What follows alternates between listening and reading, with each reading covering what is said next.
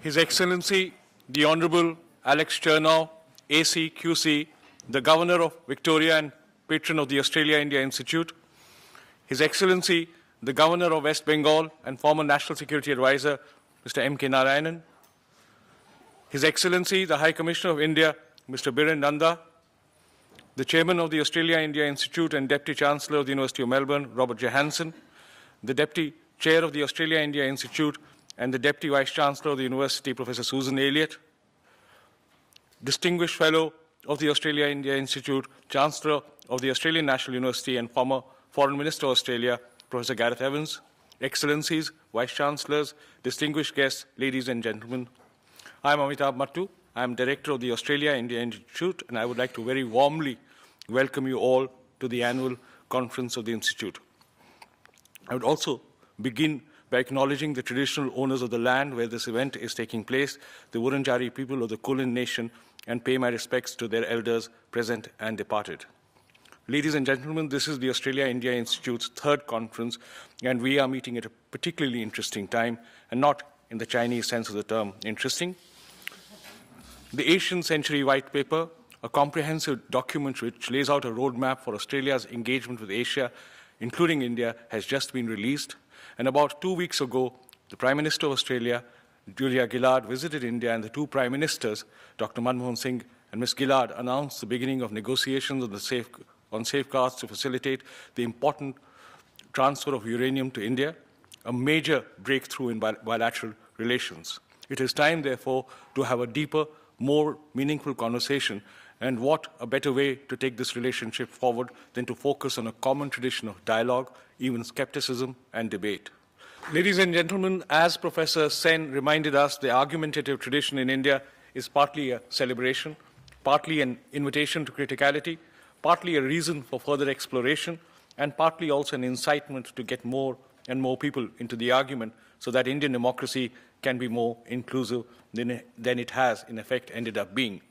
This is in many ways true of Australia as well. Yesterday, Professor Glyn Davis gave an outstanding annual oration, and he described the transformation of Australia from white Australia in 1901 to arguably the most multicultural country in the world today, which is not just to do with the opportunities and challenges that the nation was faced with, but also with the tradition of public reasoning, debate, and dialogue. And that is what this conference is really celebrating. Thank you very much, and may I invite Professor Elliott to make her opening remarks.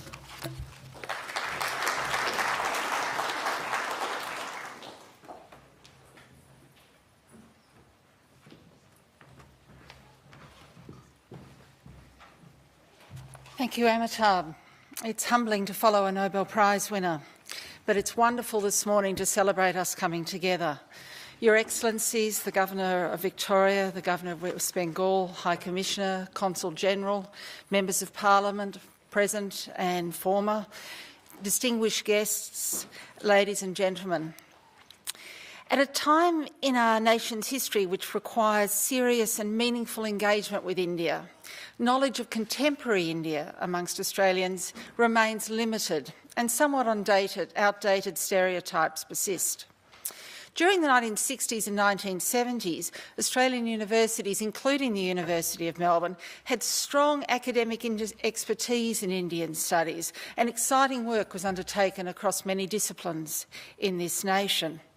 Unfortunately, these leaders were not followed by a new generation of academics with a similar expertise, and the University of Melbourne has, for some long time, ceased to offer Indian studies as part of the curriculum. The Australian India Institute that I'd like to celebrate in this brief welcome was created to strengthen the relationship between India and Australia by deepening in the understanding of each other's cultural, political and socio-economic realities. The Institute receives generous funding from the federal government and recently additional funding from the Victorian government, and is proudly hosted and supported by the University of Melbourne. It was formally launched in New Delhi on the 1st of September 2009 by the then Deputy Prime Minister and Minister for Education, Julia Gillard. And she said on that occasion, "The Australian government is committed to building a greater understanding between our two peoples and Australia's understanding of India, its culture, its history and place in the world." The Australia-India Institute is helping transform this vision into a reality. It's had many achievements since its inception and has been remarkably well led by Professor Mattu. It deserves recognition for a number of achievements that have had impact on promoting bilateral ties between Australia and India. The Institute has run a number of task forces, and I urge you to look at the output, the books arising from those task forces into tobacco control, a critical issue, particularly in India, security in the Indian Ocean, public perceptions on each side of the Indian Ocean, non-communicable diseases, policy change, science and technology, and the rise of China. This institute has been instrumental in supporting the study of Hindi at the University of La Trobe, but also in reviving the discipline of Indian studies at the University of Melbourne, as evidenced by the introduction this year of studies at both undergraduate and master's level, with teaching on contemporary India and India in the world. We're particularly delighted that we'll be adding to this expertise with the great support of the State Government of Victoria in hosting a new chair in Indian Studies, and that appointment has just been made. We are also honoured to receive a visiting chair in Indian Studies sponsored by the Indian Council for Cultural Relations, one of 5 universities within Australia to do so. The India Institute also supports the Victorian India Doctoral Scholarships, which allow 10 Indian students to study within Australia, completing their PhDs. Those first students are in Australia now and are undertaking superlative work. As Professor Mattu has said, the conferences that have been held have been very successful. The Reluctant Superpower and Understanding India and its Inspirations, and within the university, the Institute has created a culture of thinking about India by initiating Tiffin Talks, and there have been 54 weekly Tiffin Talks since its inception, covering a wide range of issues that are interesting to both Indians and Australians. So the Argumentative Indian Conference is yet another achievement for the Australia-India Institute, and I commend the Director, Professor Amitabh Mattoo, and his wonderful team at the Institute. Thank you and all the best for a very stimulating conference.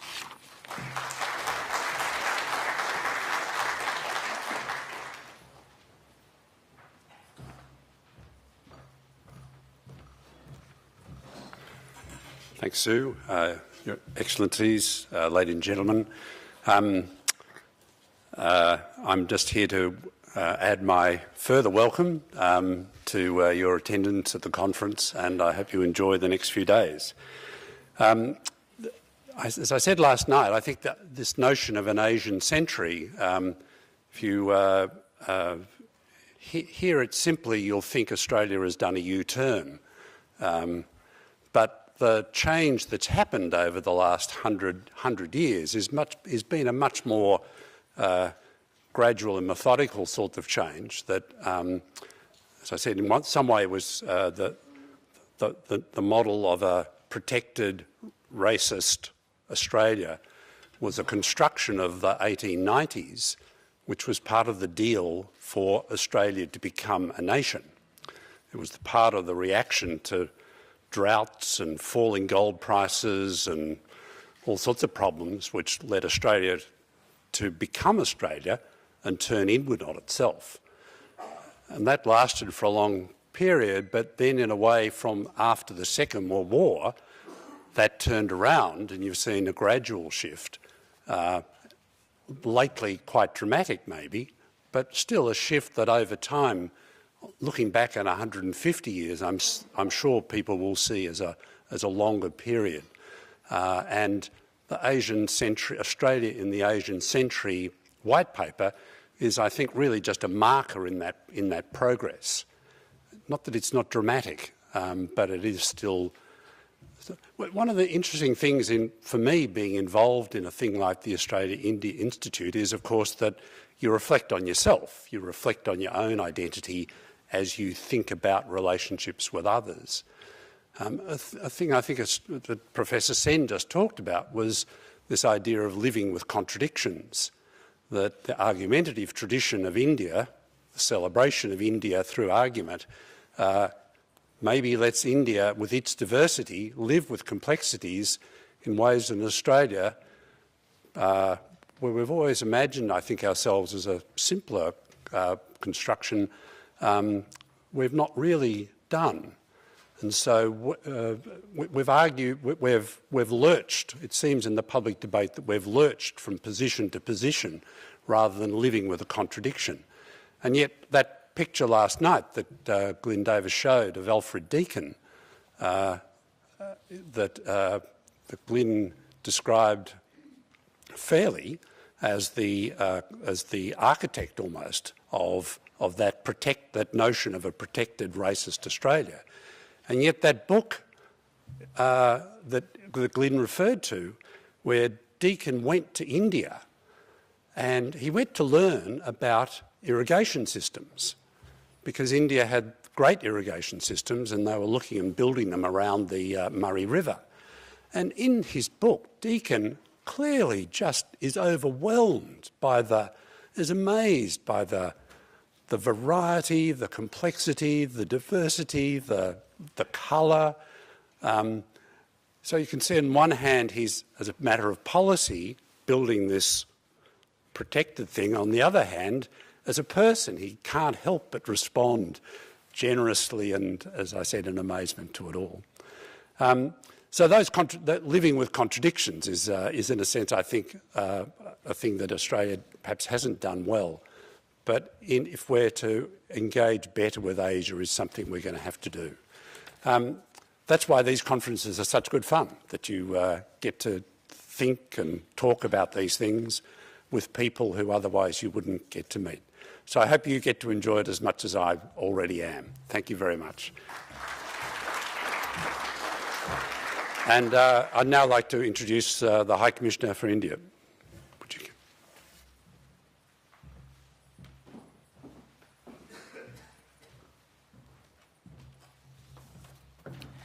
His Excellency the Governor of Victoria, His Excellency the Governor of West Bengal, distinguished friends.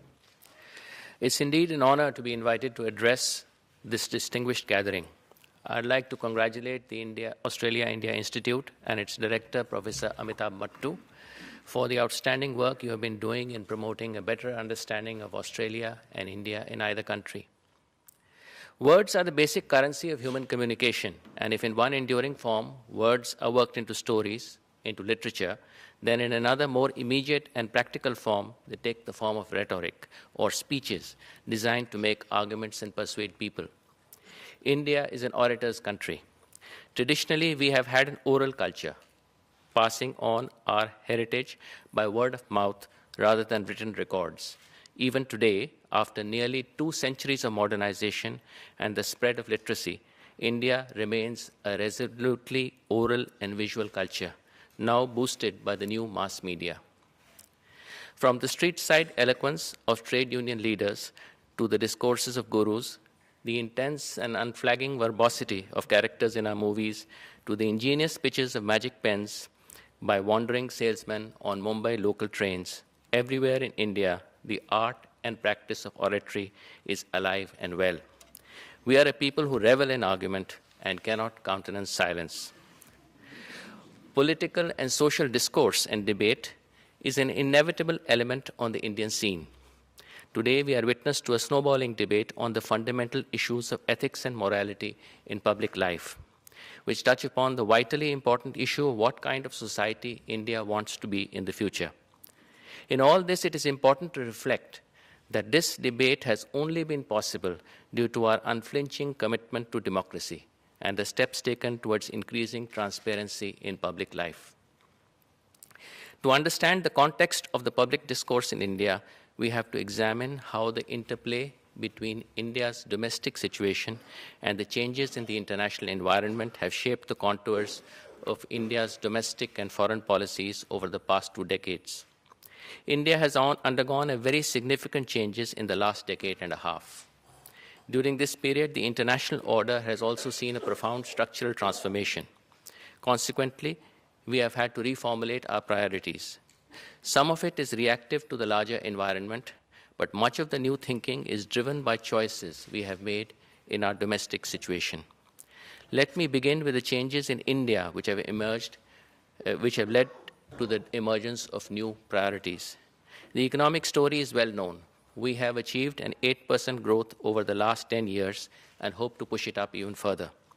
Both manufacturing and services have performed impressively. Sectors like information technology have had a larger-than-life image in this process of change.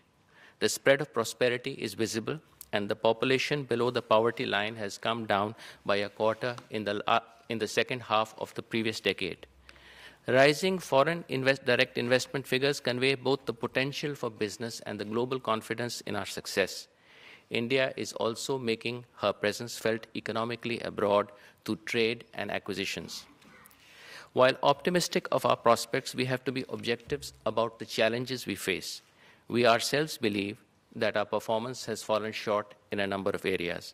In the social sector, we have not addressed primary education and primary health as effectively as the nations of Southeast Asia and East Asia. This leaves us vulnerable to a shortage of skills. It also creates challenges of employability and social backwardness. The foremost priority of the Indian government, therefore, is to step up social sector investments. We need both higher growth and more inclusive growth. Bottlenecks posed by the current state of infrastructure are a major concern. They impact on our efficiencies, employment potential, and growth. Our successes in these sectors are central to the management of change. An era of 10% growth rate and closer integration with the global economy clearly calls for a different approach. Emphasis on expanding foreign trade and attracting greater foreign investment requires a refocusing of our energies. Indeed, the inter se importance of relationships is changing. We have to take note, for example, of the shift in economic weight towards the Asia-Pacific region. Energy cooperation is acquiring greater salience in our thinking, and other key sectors like agriculture can also benefit from international competition. On the domestic front, we have to deal with challenges coming from the inequities of the globalization process. If there is a continuing mismatch between expectations and benefits, we are writing a prescription for greater global uncertainty. The loss of cultural identities in the process of modernization is an equally worrying phenomenon. Economic globalization poses risks to the vulnerable and the disadvantaged, but it is inescapable. So we must try to make it more humane and just. Rather than isolating ourselves or blaming the shock of globalization, India seeks to get behind it and through smart public policies tackle specific ills that arise from it, as well as invest in education, healthcare, microcredit, land reforms, women's education, and infrastructure. India has focused on creating social safety nets and social safety welfare programs to protect the vulnerable, even as we create new opportunities for those who have the capacity to take advantage of them. Friends, this is the stuff of the public discourse in India today. I look forward to participating in the deliberations of this conference, which I am confident will be an enriching experience. Thank you.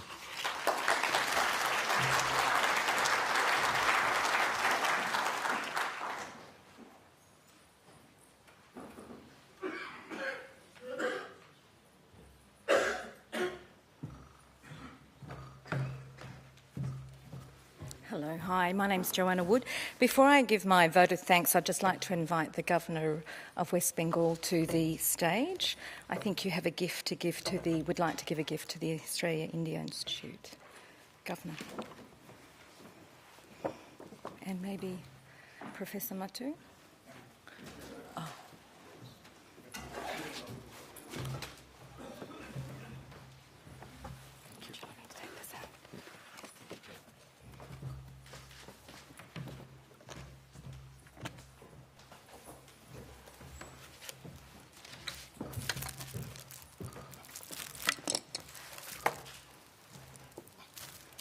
Thought of my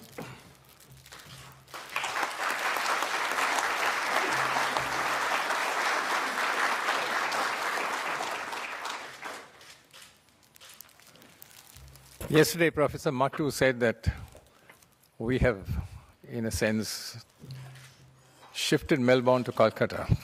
I thought I'd cement it by giving a plaque on behalf of the government of West Bengal to the Australia-India Institute. Thank you very much for accepting this offer.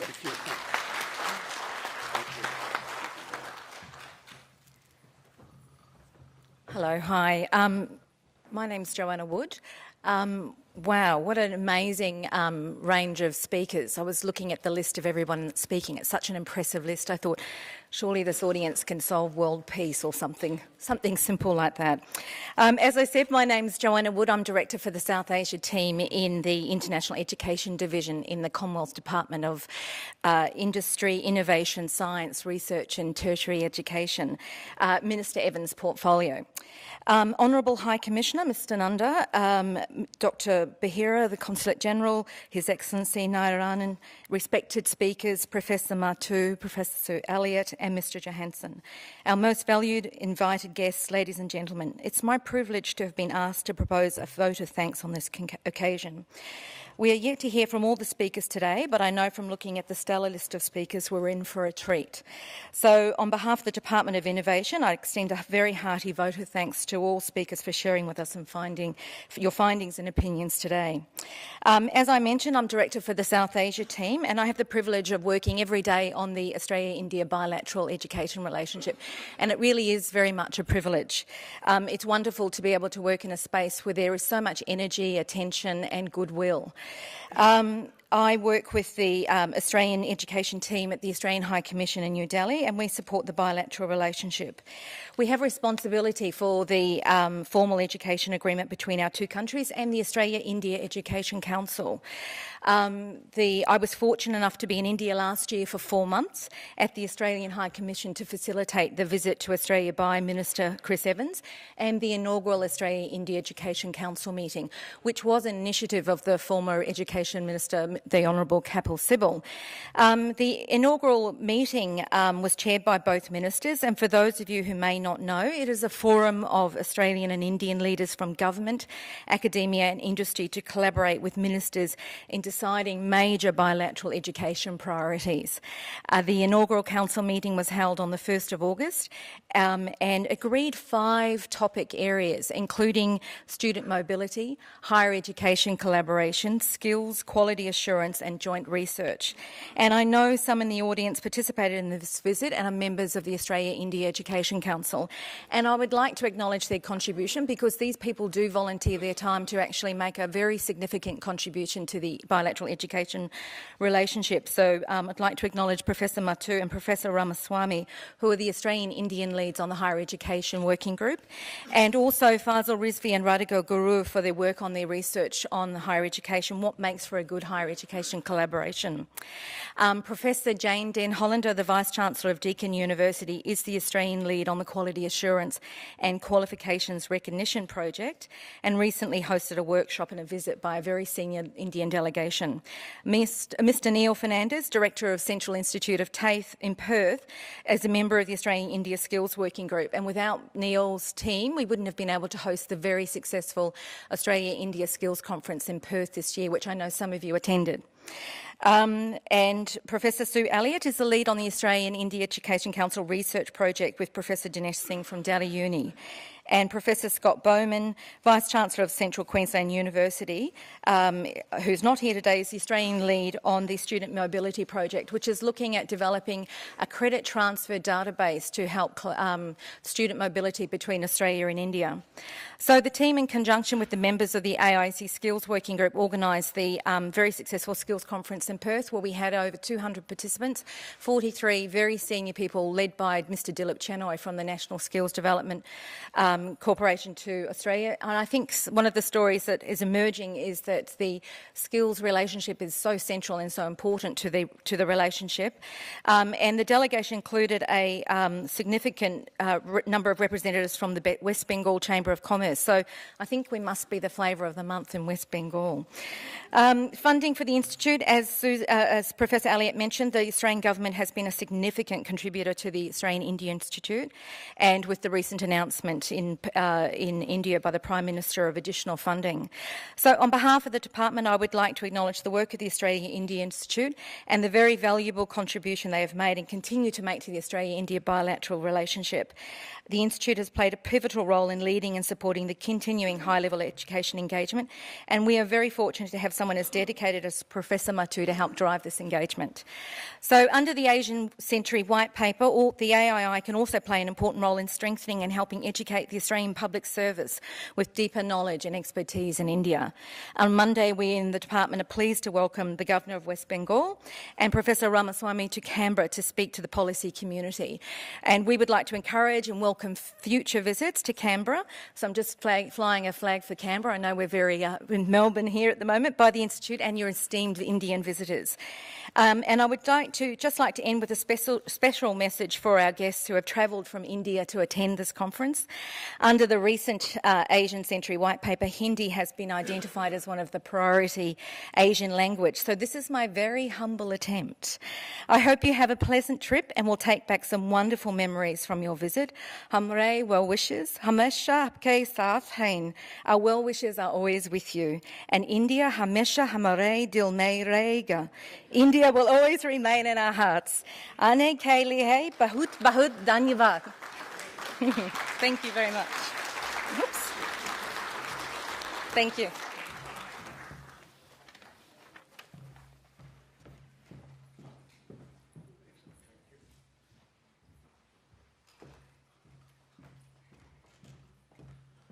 May I now request His Excellency the Governor of Victoria, the Honourable Alex Chernow, ACQC, His Excellency the Governor of West Bengal, Mr. M.K. Narayanan, to please come on the stage to open the conference and deliver the inaugural address.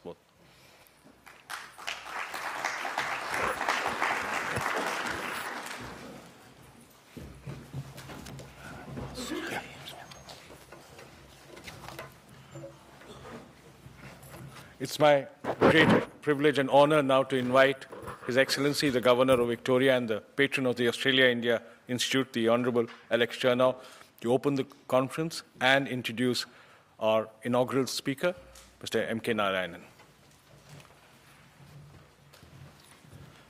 Well, Your Excellency, M.K. Narayanan, Governor of West Bengal, Your Excellency, Biren Nanda, High Commissioner for India in Australia, Mr. Robert Johansson, who's the Chair of the Australia-India Institute and Vice-Chancellor of this university, the Chancellor of the Australian National University, the Honourable Gareth Evans, Professor Ahmed Mattu, who's the Director, of course, and the many other distinguished guests here, ladies and gentlemen. I first join with the Director in acknowledging the traditional owners of this land and in paying my respects to the elders past and present. And it's a great pleasure for me as Governor to welcome all the delegates to my state, if I can use that possessive term, of Victoria, and to Melbourne in particular, and to this exciting conference which promises to deal in depth with a range of issues that are relevant to the ever-growing relationship between India and Australia. I'm privileged to have been asked to open the conference, and I've been told by those in authority to deal briefly with the Australia-India relationship and the Institute, and then introduce the keynote speaker, His Excellency the Governor of West Bengal. Now, being free to speak, however, I feel a little bit not like the Irishman rather, who said to his audience, "Before I speak, I want to say something." And what I want to say initially, by way of information for the benefit of our distinguished guests from out of Melbourne, is that for the second year in a row, Melbourne has been voted by The Economist as the world's most livable city. Now, that coincides with the fact that we have over 200,000 people from India living in Melbourne, and I note also that during that period, Professor Mattu and his family have lived in Melbourne. Now, I've always known that there must be some limits to the influence that Professor Mattu has, certainly not many, so I wouldn't be surprised if you, Professor Mattu, played a role in promoting Melbourne in that regard. It is less than 12 months ago that I attended a very successful conference of the Institute in Kolkata. It was a very informative meeting and gave some cause for optimism that Australia and India will soon establish an active relationship. Not just talk about it, but actually have an active relationship. And it was during that conference that His Excellency, the Governor of West Bengal, was good enough to receive a call from me and my group in his magnificent Government House. So it was a great pleasure for me to reciprocate yesterday in a small way by having His Excellency and others connected with the conference for breakfast at our Government House. But I was reminded by the Governor that his house has seniority over the one in which I currently live, given it was built before our Government House. But be that as it may, I'm confident that the learned speakers at this conference will provide an insight into the difficult question of arranging what one may call an effective marriage between India and Australia. Such an in-depth discussion, I think, is necessary and continues to be necessary given what I regard as the enigmatic nature of the relationship between India and Australia. There are many things that the two countries have in common, and of course one needs to focus on that, concentrate on it and use it as a springboard. We all know what they are, and there's no need to repeat them here. But I am reminded that the Prime Minister of India said only a few years ago that despite having so many things in common, Australia and India have little to do with each other. Therein lies the problem, and this conference may provide a solution to it. Now, whilst it may be said that the Prime Minister's statement should not be regarded as reflecting accurately the current situation, nevertheless, I think there remains an element of truth in what he said, as was recognised more recently by Professor Mattu, who pointed out there is now a greater urgency than ever before for the two countries to work together. The assumption, or one of the assumptions underlying this urging, is that active cooperation is not occurring or not occurring sufficiently. Now, without seeking to trespass on the deliberations of this conference, can I suggest that in order to work out how to procure this marriage, one should face the line and identify the major impediments to a closer relationship, and then patiently take steps to move them out of the way. What are some of these impediments? Many of the constraints are identified in the comprehensive report of the Australia-India Perception Task Force.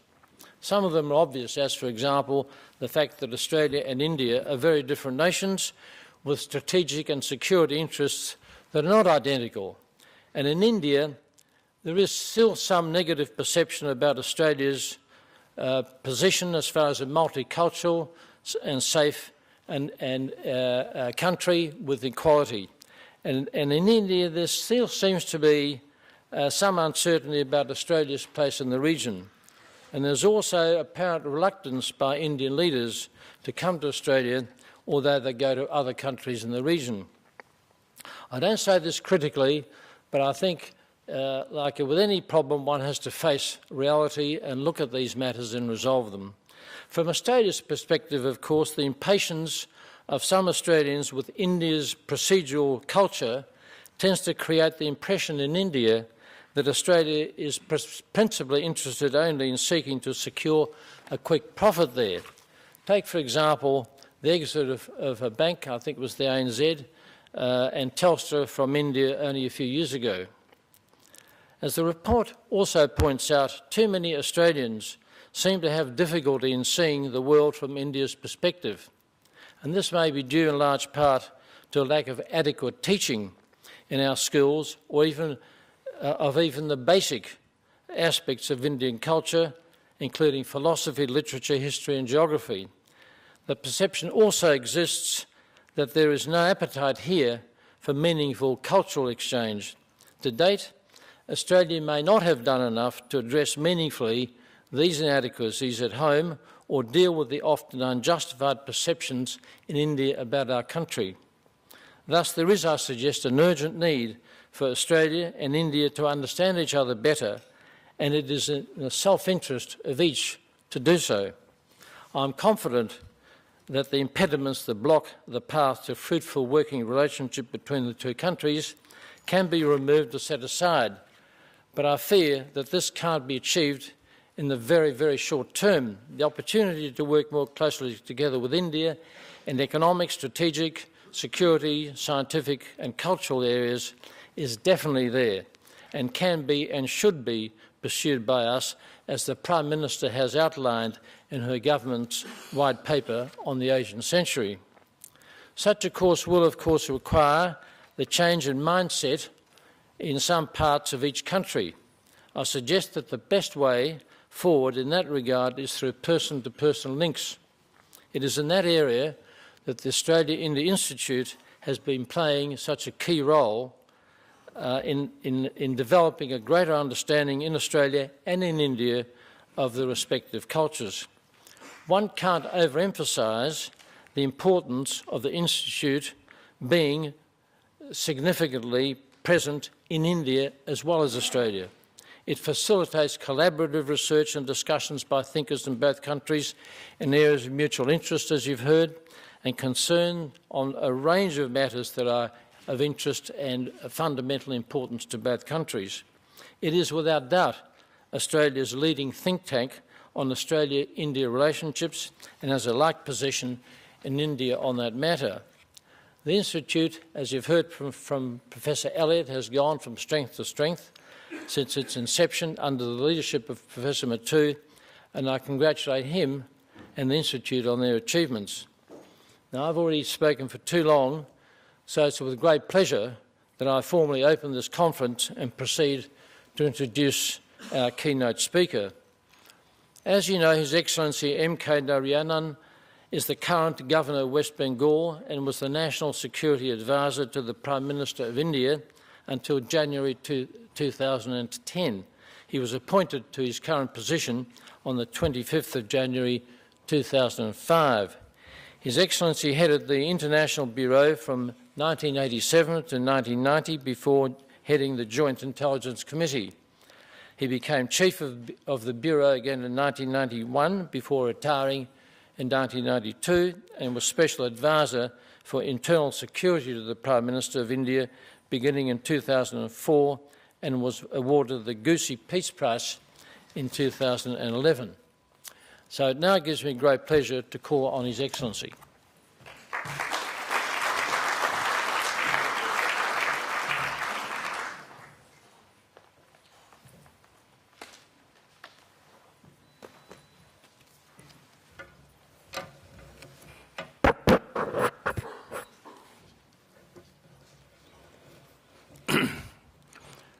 The Honourable Alex Chernov, Governor of Victoria and patron of the Australia-India Institute, Chairman of the Australia-India Institute, Mr. Robert Johnson, His Excellency Sri Biren Nanda, High Commissioner of India in Australia, Ms. Sarah Elliott, Deputy Vice-Chancellor, University of Melbourne, Professor Amitabh Mattu, Director, Australia-India Institute, other distinguished dignitaries and participants who are present here. At the outset, I would like to thank the Honourable Alex Chernov for his very gracious introduction, and I thank him for what he said. What he did not say was that the last governor of Bengal, British governor of Bengal, Lord Casey, or then he was, I think, Mr. Casey, became the Governor General of Australia. So I have hopes that one fine day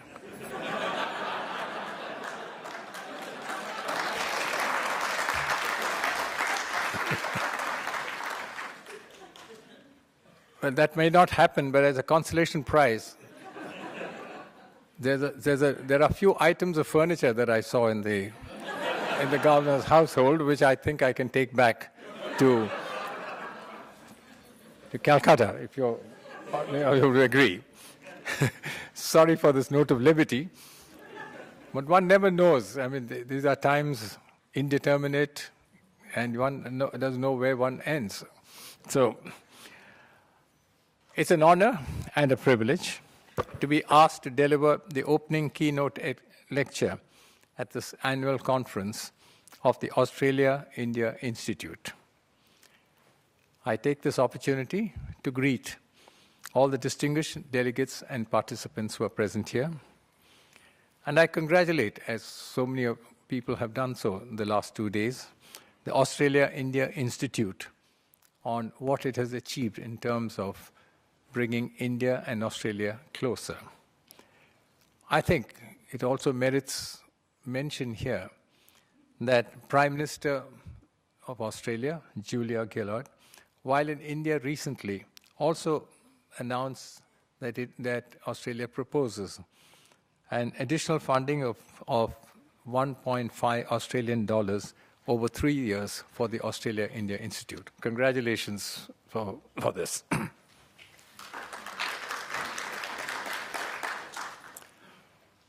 As we have heard again for the past 2 days, the Australia-India Institute has a well-earned reputation as a leading center of intellectual dialogue and resource participation. It has made a significant contribution to better understanding and cooperation between India and Australia. And once again, I commend the Australia-India Institute and the director, Professor Amitabh Mattu, for their endeavors in this regard. India and Australia are members of the Commonwealth and share a special relationship. The bond created through shared values and the ties that bind the two countries are unique in many ways. Democracy and democratic ideals, inclusiveness and pluralism are hallmarks of the political systems in both countries. The time has hence come, I believe, for an even more profound relationship as well as enhancement of the existing cooperation between our two countries. At a personal level, I have happy memories of my engagement with the foreign policy and strategic establishment of the great Commonwealth of Australia during my years as India's National Security Advisor. Even prior to this, when I was head of Indian intelligence, I witnessed at first hand the close personal relationship that existed between the intelligence services of the two countries. I will be speaking today on the topic, India in a Changing Asia. Unfortunately, I've been upstaged by the Prime Minister. I would have been happy if the Prime Minister outlined her vision of Australia's opening to Asia after my talk, then I could have claimed some credit for it. So I'm left now by having to hang on to the Prime Minister's coattails instead. But I do hope Professor Mattu will grant me saying that we decided on this topic well before the Prime Minister outlined her grand vision. Vast changes are taking place across the entire Asian landmass. Outside Asia, this may perhaps be less apparent, since the rise of China, and to a lesser extent, India, has captured the imagination of the world. What is, however, evident is that the economies of many other countries of Asia are also undergoing a major transformation, and their economic performance is equally noteworthy. Singapore and Japan have, for years, been models for emulation. To this should now be added the better performers, Indonesia, South Korea, Vietnam, Malaysia, Sri Lanka, Thailand, Taiwan et al. More recently, countries emerging from years of isolation like Myanmar, or those shackled by insurgency and terrorism like Afghanistan, also hold out great promise. The picture that emerges is thus of a resurgent Asia, and Asia on the march. This is happening at a time of exponentially accelerating change, and new paradigms of thought, action, and behavior are overtaking and replacing old ones. For India, engaging with Asia is a key imperative today. This is without prejudice to its expanding worldview and the links it has forged with key countries in every continent. Engaging with Asia is not driven merely by the fact that Asian economies now demonstrate extraordinary dynamism and that Asian markets are important for India. Rather, India recognizes the importance and value of greater Asian integration in today's world. There are many complex variables affecting the course of events in Asia and the Asian region. There are, for instance, both centrifugal and centripetal forces at work. At one level, as the world becomes more interconnected, there are growing pressures on Asian countries to integrate. At another level, as Asia emerges as a theater of competition, as also of conflicts and strategic rivalries, inevitably there are contrary tendencies at work. The desire for closer integration has led to several pluralistic groupings, some of which include countries outside the Asian continent. India, for its part, has shed much of its past insularity and is now developing closer relationships and connecting with the rest of Asia. Let me mention a few of them. The South Asian Association of Regional Cooperation, better known by its acronym SAARC, which was set up more than a quarter of a century ago, is now witnessing a new vigor and dynamism. the association has moved from a largely declaratory phase to an implementation phase. As the largest country in SAARC, India is adopting an asymmetrical and non-reciprocal approach towards the association's other members. There is also now evidence of a rejuvenated Association of Southeast Asian Nations, ASEAN, reflecting the changing dynamics of this part of Asia. India is a full dialogue partner in ASEAN, is a member of the ASEAN Regional Forum, and a participant in the East Asia Summit. India is also a leading member of perhaps a lesser-known organization, the Mekong-Ganga Cooperation Initiative, intended to leverage cultural and civilizational affinities among riparian states of the Ganga and Mekong rivers. India is also focused equally on certain other predominantly Asian groupings. One is the Bangladesh, China, India, Myanmar group, better known again by its acronym BCIM. This includes strategically located sub-regional areas of the four countries, providing greater opportunities for economic growth of the region. The other is BIMSTEC, Bangladesh, India, Myanmar, Sri Lanka, Thailand, Bhutan, and Nepal. It is often said that BIMSTEC is a forum where India's Look East policy meets or conflicts with Bangkok's Look West policy. But whatever is intended, it constitutes a unique link and mechanism for cooperation between South and Southeast Asia. The Indian Ocean Rim Association for Regional Cooperation, which goes by the unwieldy acronym IOR-ARC, is among the more promising pluralistic groupings that we have. An idea promoted by India. India has immense stakes in the Indian Ocean region. Its potential is nowhere near realization at present.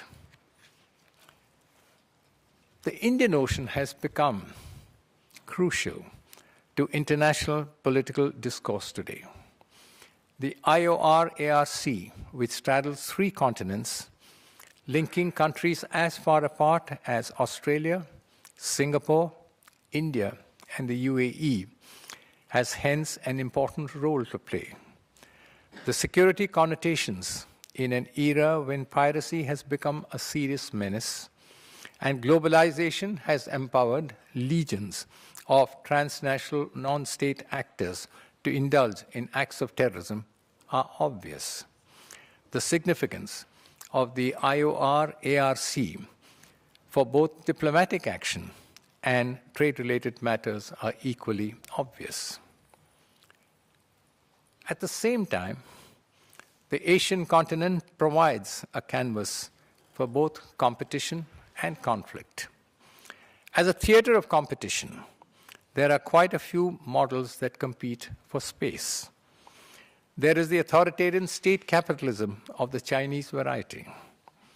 There is the Indian democratic inclusive model of attaining growth by effecting changes through public debate and by creating internal political consensus. There are other models, some intrinsic to states, based or founded on religion. There are several variants of all these, all seeking to gain a competitive advantage and widen their area of influence. Inevitably, scope exists for conflicts as a variety of factors are present that lend themselves to such calculations. For one, Asia has several outstanding territorial disputes, as for instance, the long-standing dispute between India and China. There are undetermined and contested claims regarding the sea, spurred by China's ever-widening maritime claims in the South China and East China Seas, extending more than 1,000 kilometers of its southern coast, for which there are multiple claimants. China and Japan have a dispute over the Senkaku or Diaoyu Islands in the East China Sea, while Philippines and Vietnam contest China's claims in the South China Sea. The disputes are motivated by oil and gas reserves, lucrative fishing grounds, and the security of the sea lanes essential to the economies of these countries. China is perceived in Asia as not merely powerful economically, but as a nation that is equally anxious to expand its strategic footprint across the region. Its forward policy, especially its maritime claims, are widely seen as an act of calculated confrontation. Beijing's aggressive assertion of its rights to its historic waters, historic within single quotes, confined within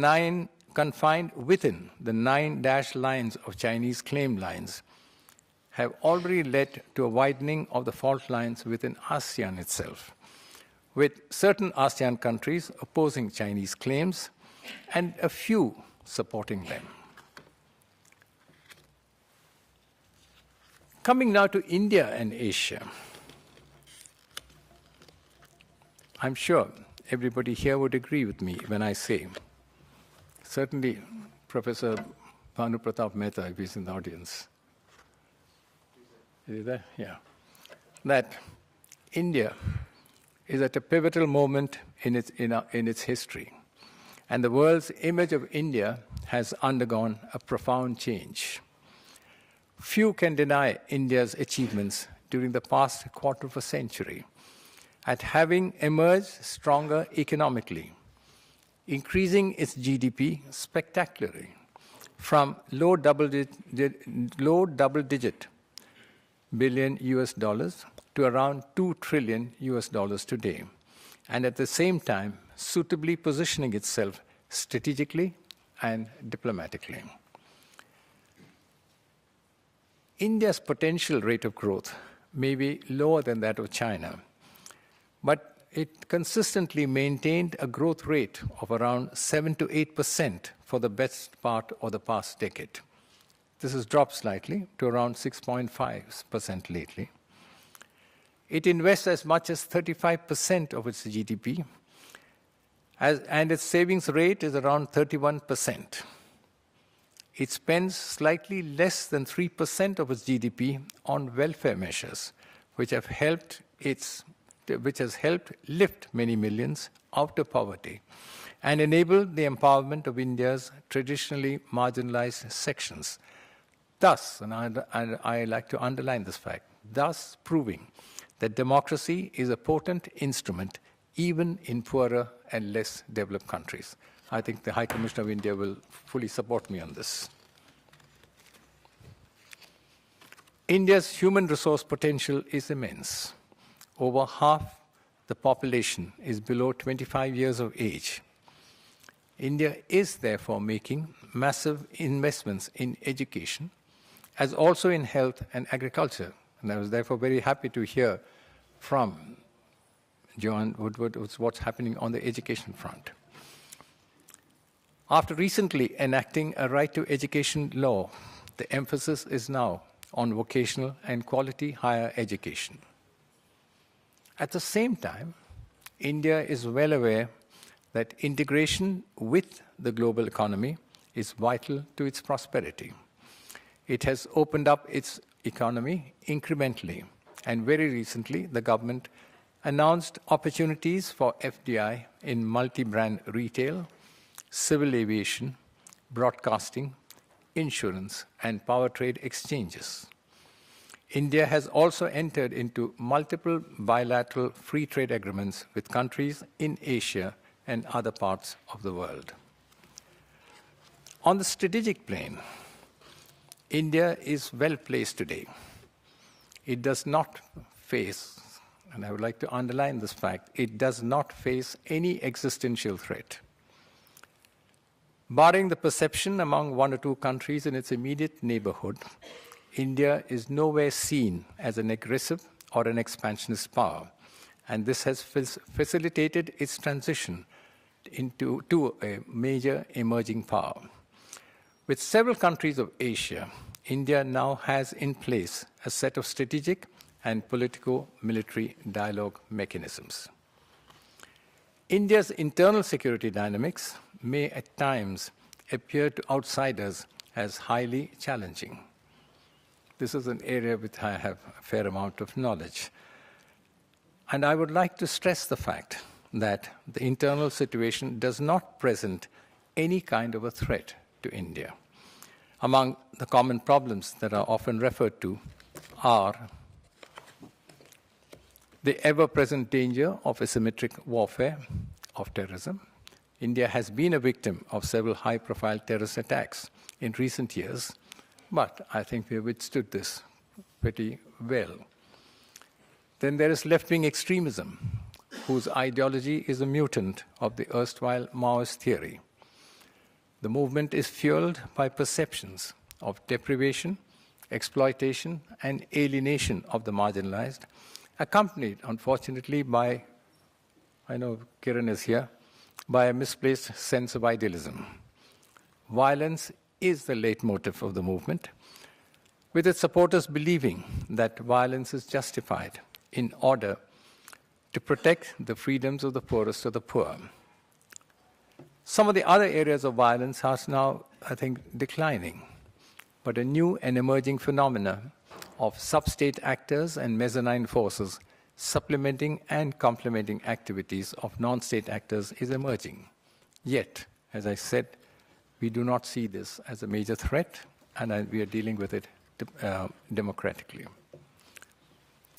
India's diplomatic initiatives in Asia mainly center around aid and assistance to countries in its neighborhood, on the one hand, enlarging its Look East policy, and sustaining its special relationships with countries of West Asia, all on the other side. India has recently constituted a development partnership administration within the Ministry of External Affairs to help consolidate and streamline all its aid programs. In Afghanistan, India has been an important factor in that country's reconstruction efforts. Over $2 billion have been committed by India for various people-centric and infrastructure projects, including human resource development. But we realize that aid and diplomatic efforts are dependent on the presence of a viable security umbrella. So 2014 poses some kind of a question mark on this. In Bangladesh, India provides for liberalized terms of trade and financial assistance for development projects. Relations with Bhutan are special, and Bhutan is the largest recipient of Indian development aid.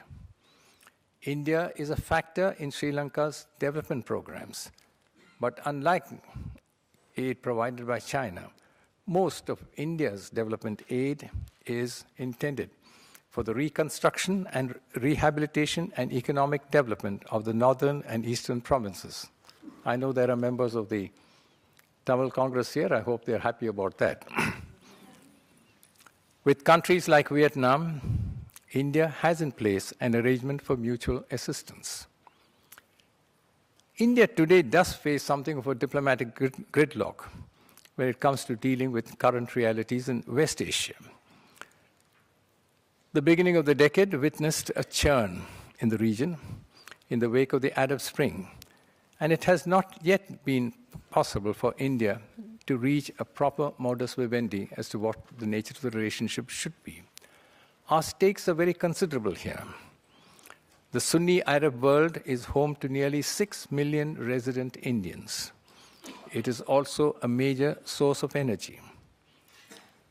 India also has strong civilization and other links with Iran, which is a major attraction for India's substantial Shia minority.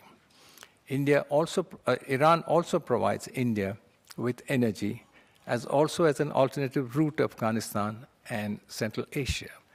India is therefore juggling with these issues, but is hamstrung to some extent by the fact that the new crop of leaders in West Asia are very different from those that India dealt with when non-alignment was perhaps the single most important pole of India's foreign policy. A word about India's defense capabilities. These have greatly expanded in recent years, and I wish to stress the fact that India has enough capability, both deployed and in reserve, to convince others about its ability to deter any aggressive moves against it. India has perhaps the fourth largest army in the world. It has a well-regarded blue water navy. Its plans to have a two-carrier battle group in the near future have slowed down slightly lately, but the Navy can boast of a significant complement of modern ships, aircraft, and missiles. The Air Force is being modernized and is poised to acquire several squadrons of state-of-the-art aircraft. India has in place a credible nuclear deterrent.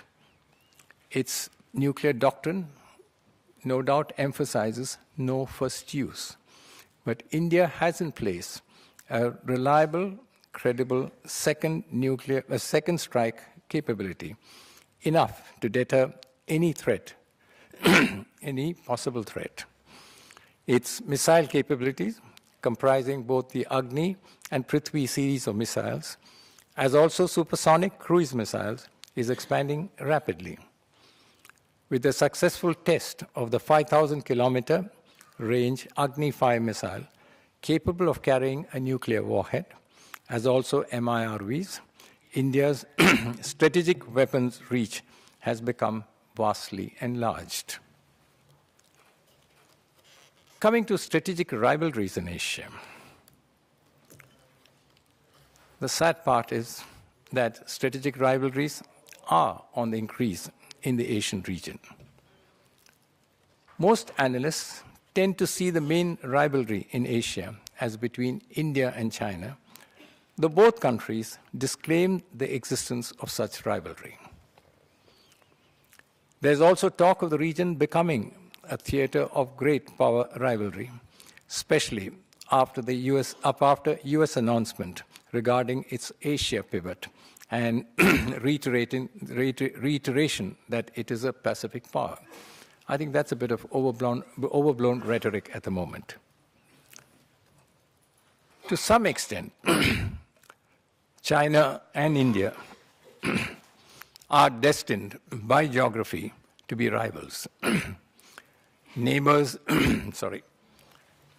with large populations, old civilizations, rich and venerable cultures, and disputes with regard to their borders.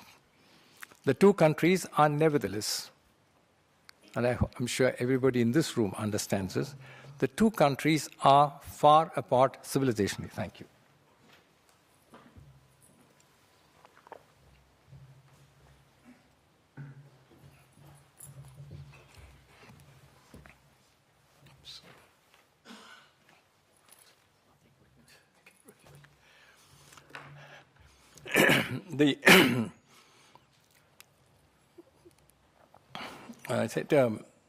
The two countries are nevertheless far apart civilizationally and in their makeup.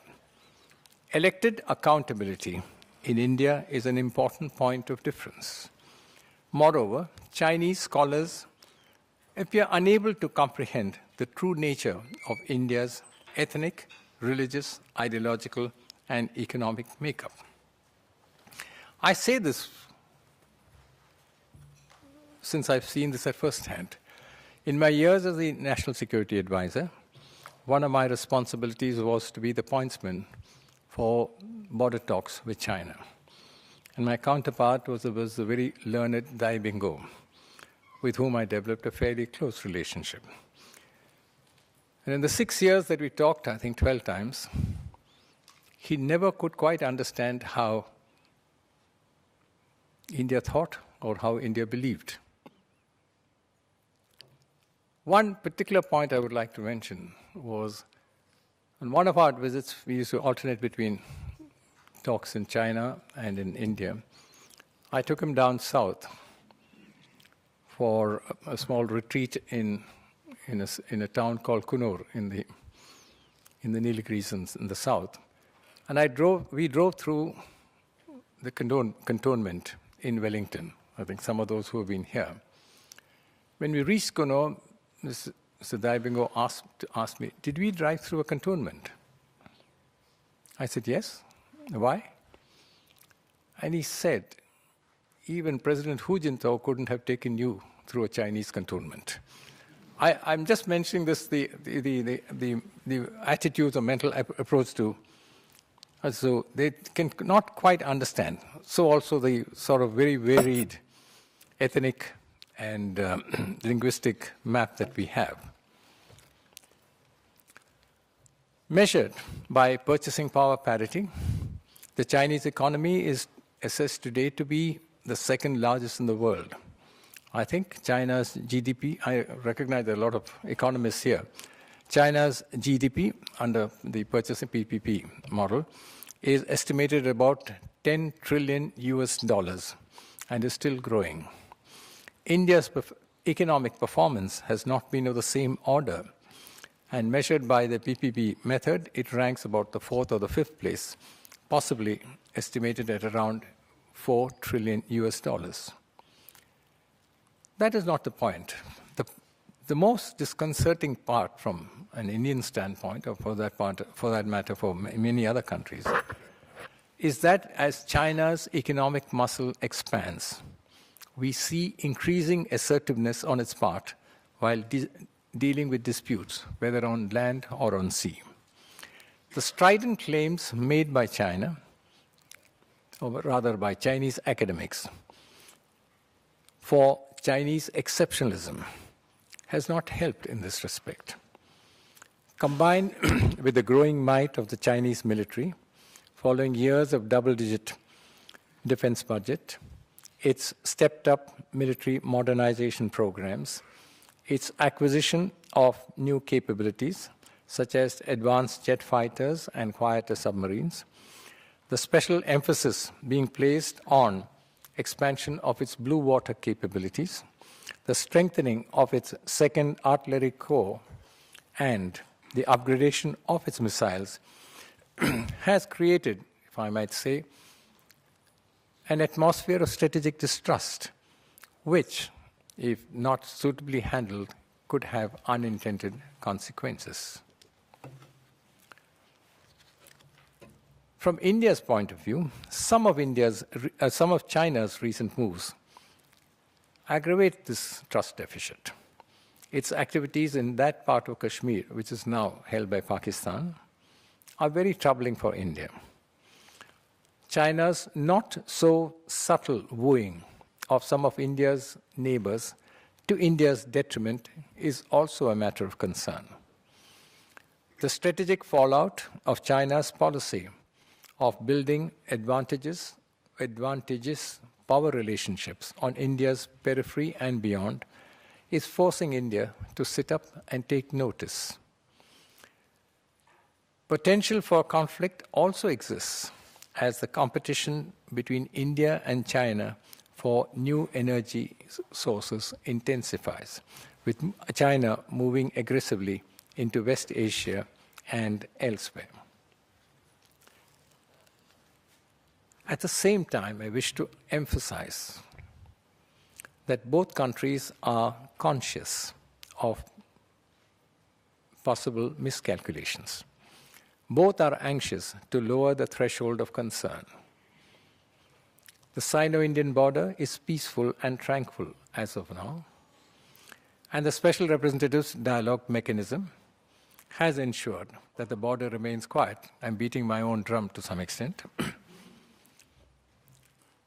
There are also several structures in place for discussion and negotiations. A system of annual summits between leaders of the two countries is in place. I've attended at least 8 or 9 of them, and the body language is very, very positive. Relations have evolved over time, and both countries now have in place a strategic and cooperative partnership for peace and prosperity. In 2008, President Hu took the initiative, and along with Prime Minister Manmohan Singh, they agreed on a shared vision for the 21st century. So, I don't think that we are about to have a confrontation. But to this enlightened audience, I must admit that the opaqueness of China's intentions requires India not to lower its guard. We are careful, and the Prime Minister often refers to trust but verify as his mantra. The other perceived major rivalry in Asia is between India and Pakistan. The challenge that India faces in dealing with Pakistan is very different from that which it faces in dealing with China. As Ashley Tellis, the US-based analyst, points out, I think he's summed it up very neatly, and I don't want to say more on that. He says, Pakistan, and I'm quoting him, Pakistan poses dangers to India because of the peculiar combination of increasing state weakness, married to a propensity for perilous risk-taking, a penchant for sub-state violence, accompanied by large doses of state support. I think I couldn't have put it better. India, however, desires to improve relations with Pakistan. This stems from a belief that a friendly neighborhood will enhance India's capacity for growth and fulfillment of many of its objectives. This may not be easy for, as another Indian analyst, no secret, he's become a minister recently, put it. Again, I quote, in pursuing peace with Pakistan, the government of India is indeed rolling the dice.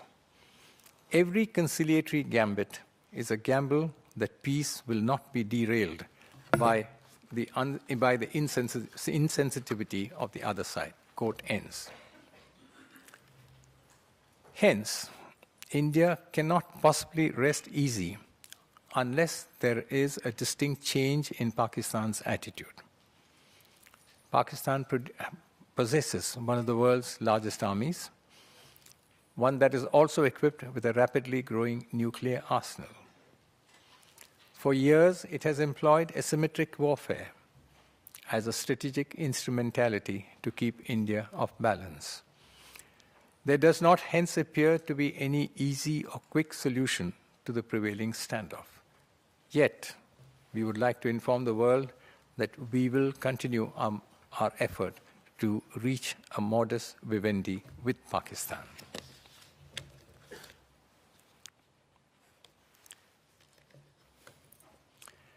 I began my address today by making a reference to the shared values and common vision that both India and Australia endorse. As I talk of India-Australia bilateral relations at this point, I would like to underscore the importance of the close bilateral relations between the two countries. There are several commonalities between India and Australia, which serve as a foundation for closer cooperation and multifaceted interaction on lines similar to what India has developed with other Western countries. The need now is to build a superstructure in keeping with this foundation. I think Joan mentioned many of the points, but I'll go over some of them again. I think the two countries have had commercial ties dating back to the days of the East India Company. But I would like to say that in this century, bilateral ties have truly blossomed. Prime Minister John Howard's visit to India in July 2000, I think he visited India again in 2006, began a process which has made rapid strides since. India-Australia cooperation covers such aspects as trade, energy, mining, science and technology, information technology, defense and security, and education. Last month,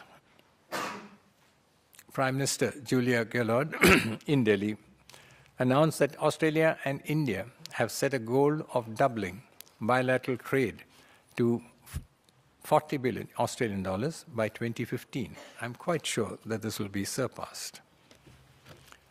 High-level visits between leaders on both sides take place regularly today. India and Australia have established numerous institutional platforms, such as the Framework Dialogue of the Foreign Ministers, the Joint Ministerial Commission on Trade and Investment, the Defence Ministers' Dialogue, the Australia-India Energy and Minerals Forum, and the Ministerial Dialogue on Education, etc. Other suitable mechanisms exist below them.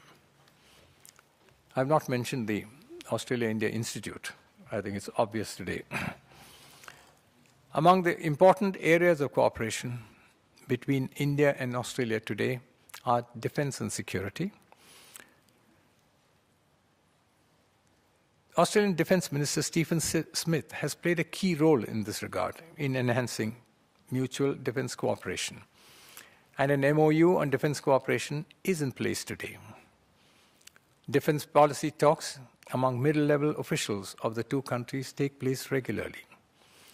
There is regular interaction among the individual services of the armed forces of the two countries. Just below the radar is the close cooperation in intelligence matters between the two countries. A joint declaration on security cooperation was signed in November 2009 during the visit of the then Prime Minister to India, then Prime Minister Kevin Rudd to India. Terrorism is an important staple of the discussion between officials of the two countries today. There is a joint working group on counter-terrorism, and apart from that, the threat posed by terrorism often figures in talks during the strategic dialogues between officials of the two countries. India-Australia cooperation in the field of education and training is growing rapidly. Progress has far eclipsed what was originally intended under the Education Exchange Program signed between the two countries in 2003. An annual ministerial dialogue, an Australia-India Education Council, and an Australia-India Strategic Research Fund have greatly enlarged the scope of educational cooperation. Cooperation in energy is yet another key aspect, and considerable progress has been achieved in recent years. A number of action plans have been formulated, involving, on the Indian side, the Ministries of Power, Petroleum, Mines, Coal, and Renewable Energy. India is also hopeful that Australia will agree in the near future, this has of course been a pious wish for a long time, to be able to sell natural uranium to India to power its peaceful nuclear energy program following the finalization of a bilateral civil nuclear cooperation agreement. The visit of Prime Minister Julia Gillard was clearly, has, I think, a green flag to this process. In conclusion, while I would first apologize, I think, for speaking well beyond the time allotted to me, I would say that whatever might have been said in the past, Australia-India relations have indeed taken off. I do believe that they are set to soar into the stratosphere, and that is why I thought a somewhat detailed treatment was required today. I could not think of a more distinguished or enlightened audience to present all these facts.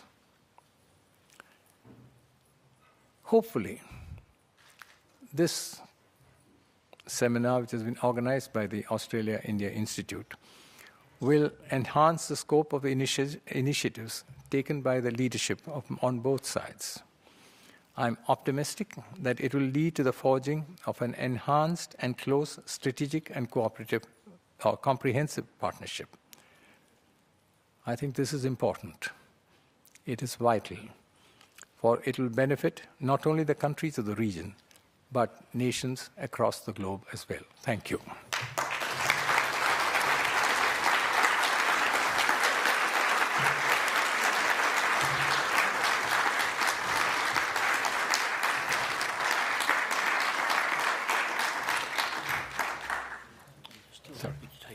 Okay, Five.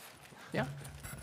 His Excellency has confirmed that he is generously prepared to take 5 questions if anybody has those from the audience. So I call for any questions at the moment. Yes. I think is there a microphone? Yes. It's on its way.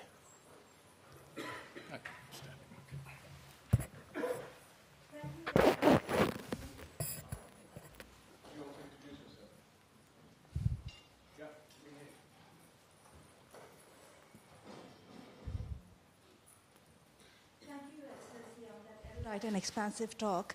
You touched upon the ties in diplomacy in terms of bilateral relations, trade, etc. And you mentioned the cultural and civilizational affinities that India has in the region. And I was wondering if you could speak a little bit more on the kinds of civilizational initiatives that might be taken in ties between Australia and India.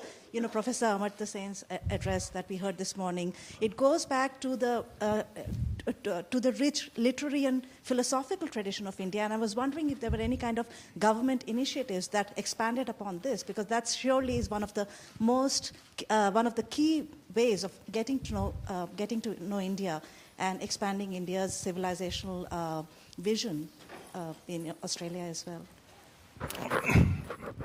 I'm not quite an expert on this, but I thought this should be outside the realm of government.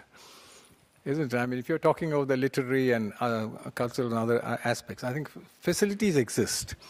And I thought the principal reason why the Australia-India Institute decided to have such a wide-ranging discussion on, I think, almost every subject under the sun was basically this, to stimulate interest. I think what you really need, we speak the same, in a sense, we speak the same language. I mean, English is, I think, spoken both in India and, I think there are more people who speak English in India than there are in Australia, given the size of our population. So, yeah, hard to be. So the point is that opportunities exist. For several reasons, I think the Indian Ocean was seen as an obstacle rather than as a facilitator of this kind of dialogue.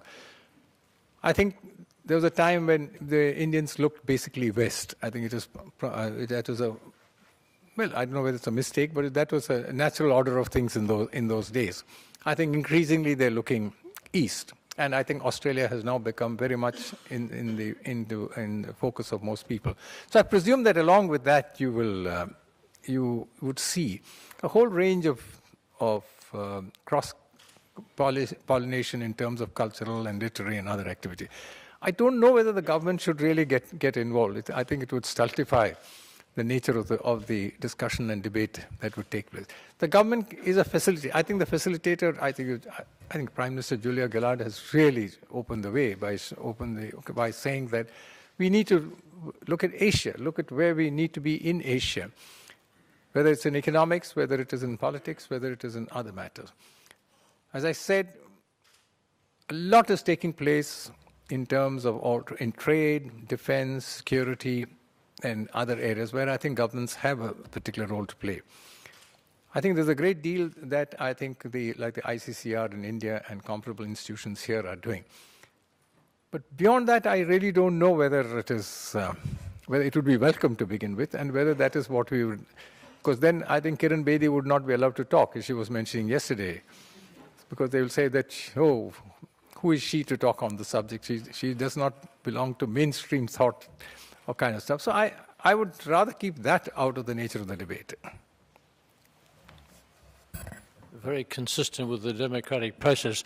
Could I ask anybody who's going to be asking a question to identify themselves, please, and to speak up?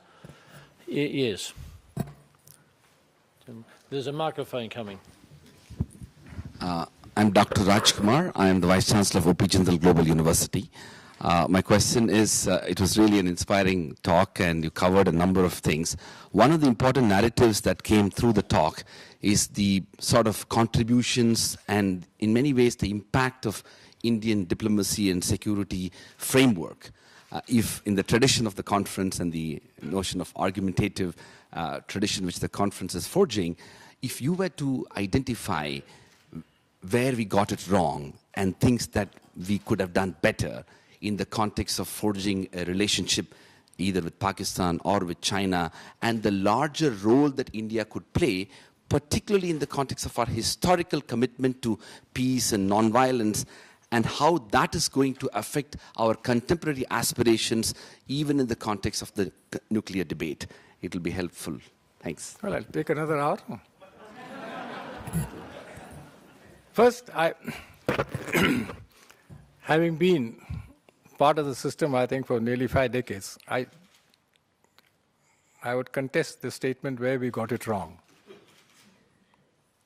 I think Biren will join me in accepting that we haven't got it wrong. We could have done something better. I am not denying that. But, you know, whether it's diplomacy or security or other matters, there are no neat compartments. Diplomacy is the art of the possible, like politics or anything of the kind. As I just now mentioned, China and India, let me take China and India first, as I said, were born to be rivals. I mean, two countries, one 5,000 to 6,000-year-old civilization, the other one has a continuing system of 10,000. As I said, Mr. Dai Bingo never loved me to forget saying that when I started a talk and when I say that the border is something, he said, let me show you where the Tang dynasty had, and he produced a map. And for everything you said, he produced a map. And the Indian tradition was that we never had maps. Everything is descriptive. You know, what happened in the mountains, the vale, the rivers, et cetera, et cetera. So, you know, there itself you had a fundamental difference between the two. In a sense, both are right. Both may be wrong. So there is a traditional rivalry between countries with huge civilizations. And I think to somebody, I think the managing editor of the Australian, who was sitting next to me at dinner last night, I was telling him, saying that the Chinese are a bit concerned about India for one reason. They think that unlike the Chinese, we think both in linear and spatial fashion.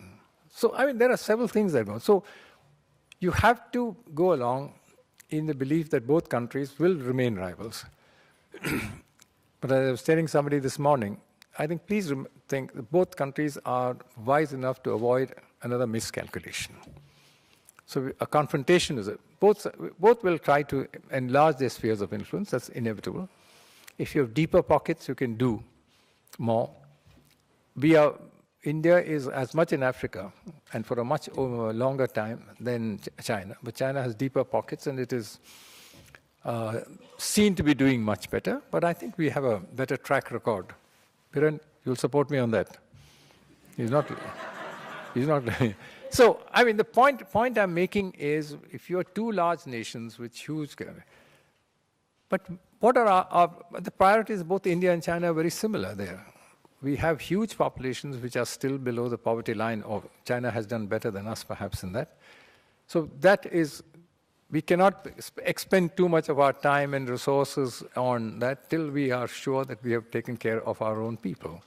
So I think that is the fundamental point. So sometimes people say, well, China is here, India is not there.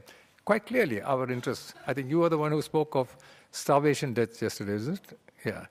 Well, I disagree with that also, but the point I'm making is that, you know, it's not a neat package. It's like a lecture I've given now. Everything looks, you know, as a kind. There are what is possible and what's not possible. The problem with Pakistan is very different. I mean, the issue with Pakistan is not very clear. I mean, it was conceived as home for Indian Muslims. Oh, sorry, South Asian Muslims. It never became one. So that's the fundamental issue that it starts with. Now, if that issue becomes And thereafter, there's a different kind of thing that, unfortunately, there's a lot that should be going for it. They have not taken advantage. But it doesn't matter what happens. As I was saying, it's fundamentally important for India to have a Pakistan which is not in conflict with India, for India's own forward movement. So getting it wrong is not, it's easy to say you got it wrong. It's what is the priorities that you need to address at particular moment. Today we are better off than what we were a few years ago. We are able to expend more on various things that we didn't do previously. But it all depends on how much you need a certain. So I think we have broad policies, and we've been lucky with both our political leadership, and I would say, I'm not a diplomat, I stayed in as National Security Advisor, but we've got an outstanding diplomatic service comparable to the best in the world. So we've not, but there are policies that you need to adopt which fit in with. Non-alignment, I know. There's Mr. Mehta. We had a big debate on that a couple of months ago. Was non-alignment good or bad? I mean, those of us who belong to the Nehru generation felt that non-alignment served a very useful purpose. I think a lot of people are critical of that today. So it's a question of how you view things at a particular moment in time. So since I don't have an hour to debate the whole thing, I thought I'd leave it at that. I have just received a message from headquarters that time has run out. So anybody who was expecting to ask a question, I regret that. But Your Excellency, can I thank you very much for the inspirational talk that you've given, and it provides a fantastic springboard for discourse for the conference, which I'm sure will be an exciting one. You mentioned a range of things, but they included the fact that the development of India and the development of Australia and their relationships really must be looked in the context of the region. And the region has assumed such a critical role for Australia dating back to the 1960s under the Menzies time, I think, and the Colombo Plan went forward. Albeit slowly, it is growing and is regarded around the world as a fundamental area of the world. You've also been kind enough to share with us India's reaction to China's undoubted expansion in the many facets that you've identified. Also, you've given us the benefit of your view of what is happening in India in all its facets, as well as the positive steps that are taken to develop our relationship. So on behalf of everybody here, I'd like to thank you, Your Excellency, for that wonderful opening keynote address. Thank you very much.